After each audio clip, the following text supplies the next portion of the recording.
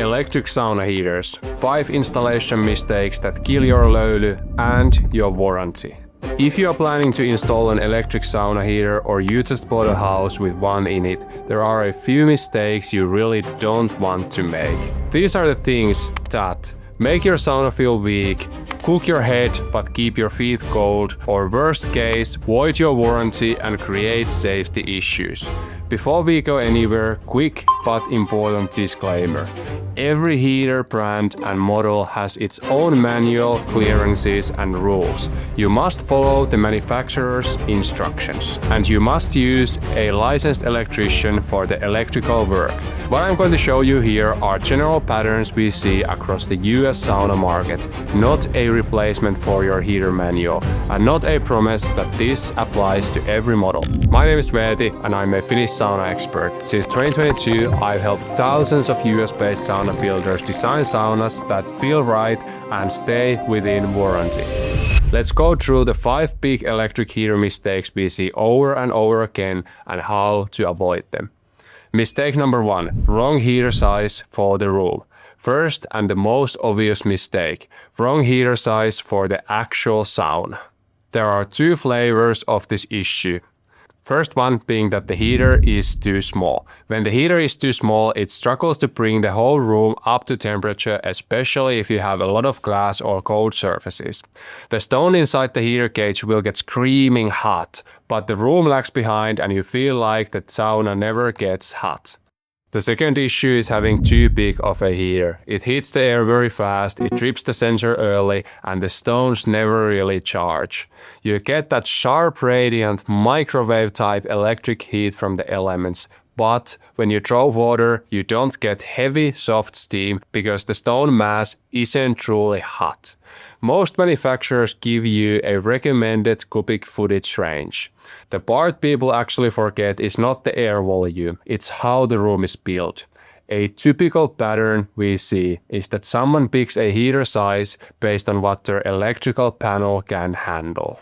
For example, my house can do 30 amps, so I'll get a 6 kW. Then after picking the heater based on their electrical panel's capacity, people tend to design the sauna around their own dreams, putting in tall ceilings, putting in a lot of glass and maybe some stone walls. So instead of designing the room around what the heater can realistically heat, they design it around what they want from the sauna. Or they see a 6 kW or 9 kW heater used in a small all-wood Finnish sauna and assume it will behave the same in their much bigger glass-heavy room.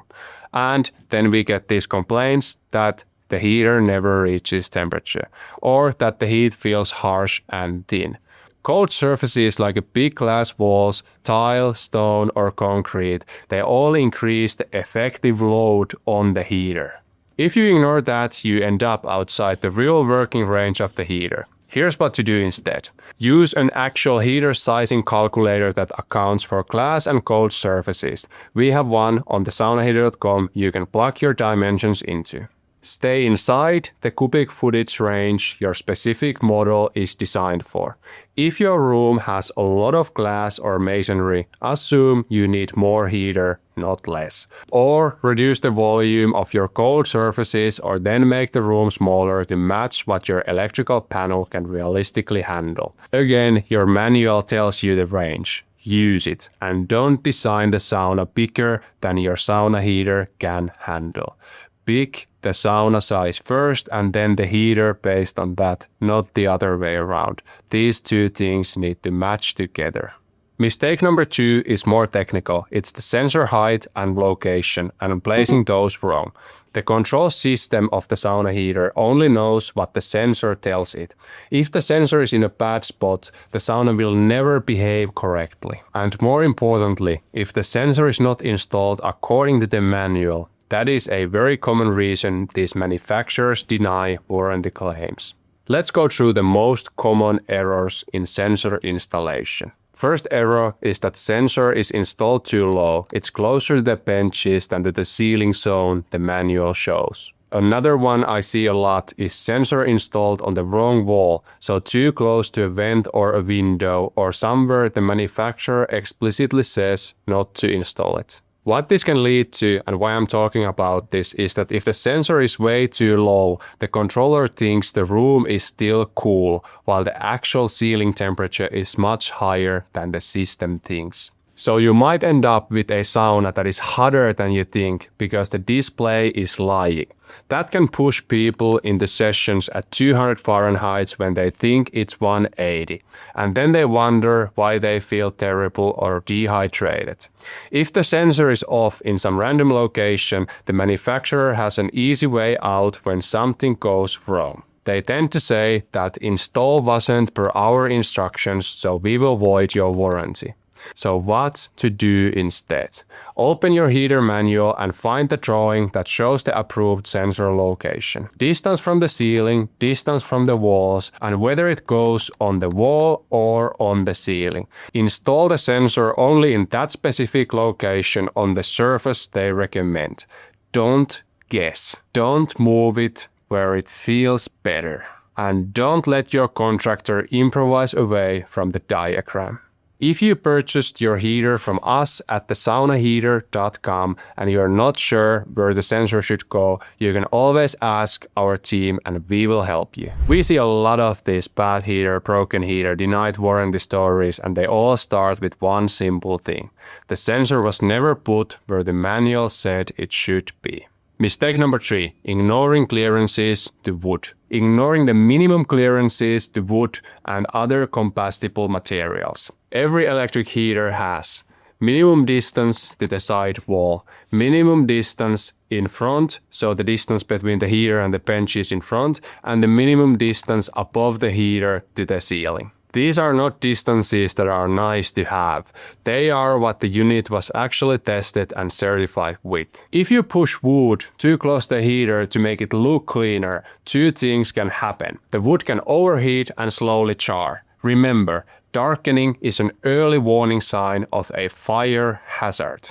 You are technically outside of the tested installation and can lose warranty, or even get into trouble with insurance if something happens. So what to do instead? Take the clearances diagram from your heater manual. Mark those safety distances clearly on your walls and floor before framing and paneling. If you add your own non-manufacturer cards, trims, or decorations, make sure they also respect these distances. They can still be combustible. And if you already see darkening wood near your heater, that's not patina. That's a signal something is too close or the heater is running in a way it wasn't designed for. At that point, when you see darkening, don't keep running the sauna. Contact the place you purchased your heater from or the manufacturer and fix the issue. Don't burn down your house over a piece of trim. Mistake number 4, installing the heater without thinking about ventilation.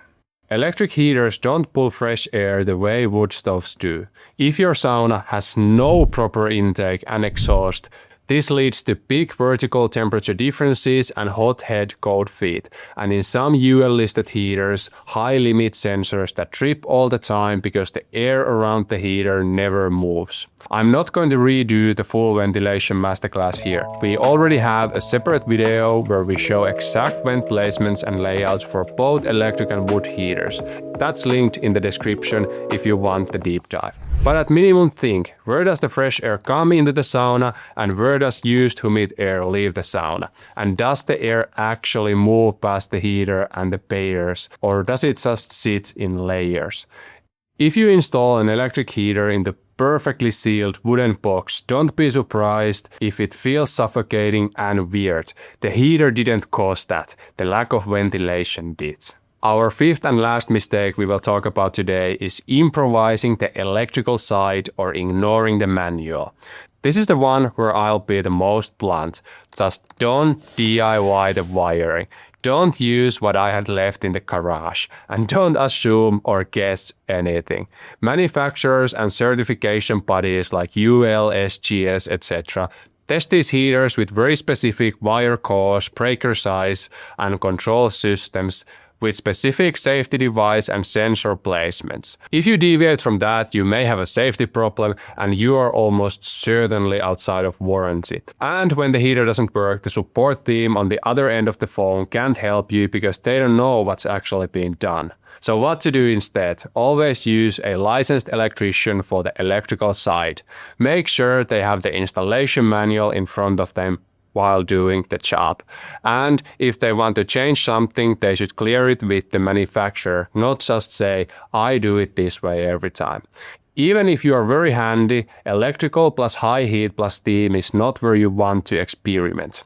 So those are the 5 big electric heater installation mistakes we see all the time.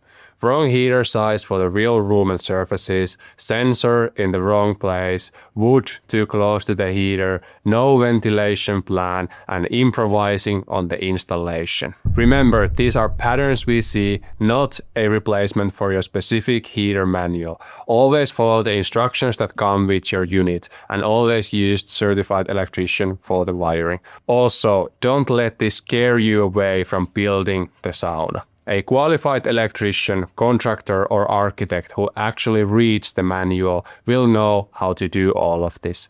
The installation is not rocket science. Millions of people have done it before you, and millions of people will do it after you. It just requires following the rules that are already written down. If you haven't bought a heater yet and you want one that can actually support a proper Finnish style löyly, you can check what we carry at thesaunaheater.com. We list the cubic footage ranges and manuals right on the product pages, and we also have a heater size calculator you can use to match your room to the right unit. If you already have a heater and you recognize a couple of these mistakes in your setup, don't panic. But do go back to your manual, check your sensor location, check your clearances, and check your ventilation setup. Most of the bad sauna experiences we see are fixable without changing the whole unit. If you want more details on ventilation specifically, watch the ventilation masterclass. I will link it next. Let me know your thoughts and questions in the comments. We read every single question and we answer them all as soon as we can. Thanks for watching and enjoy your löyly.